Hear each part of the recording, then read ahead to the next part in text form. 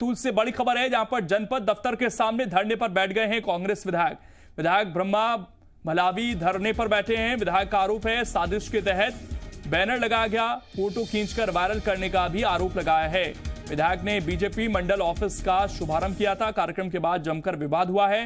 विधायक ने बीजेपी नेताओं पर धोखाधड़ी का आरोप लगा दिया है। मुझे धोखे में रखकर कटवाया गया फीता, ये कांग्रेस विधायक ने कहा है।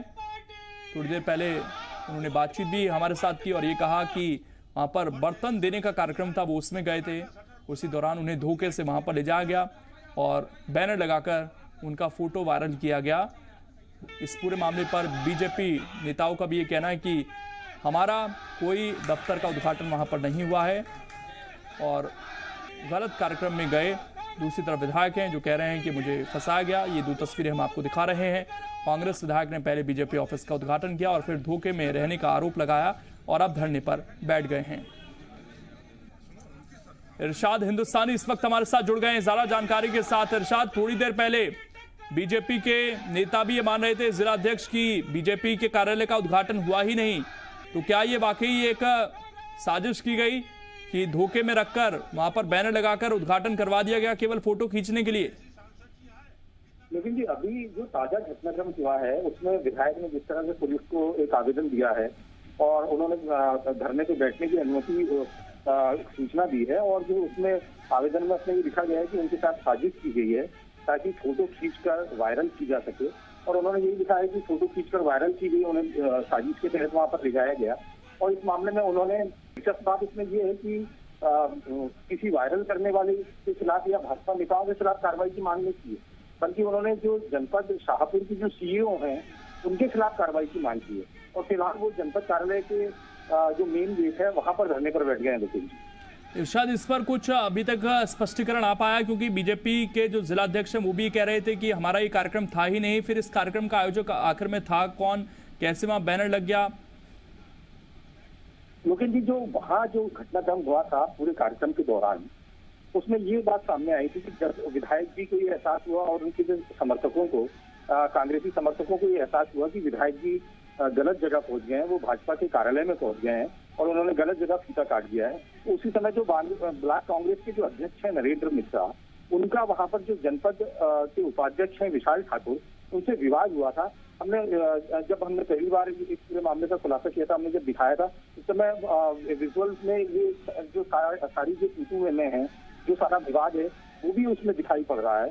तो साफ है कि उस समय ये पूरा घटनाक्रम हुआ है और कांग्रेसी ने खुद जो जनपद शाहपुर के जो उपाध्यक्ष हैं उनसे इस पूरे कार्यक्रम को लेकर आपत्ति जताई और उन्होंने ये आरोप भी लगाया कि जनपद उपाध्यक्ष जो है उन्होंने विधायक को वहां पर ले जाया गया और फिर वहां पर उनकी फोटो खींची गई। तो साफ तौर पर अभी जो कांग्रेस के जो अध्यक्ष हैं और ब्लॉक अध्यक्ष हैं और जो कांग्रेसी हैं, उनका आरोप तो जनपद के उपाध्यक्ष हैं उन पर सीधे तौर पर है कि वो विधायक को वहां पर लेकर गए थे।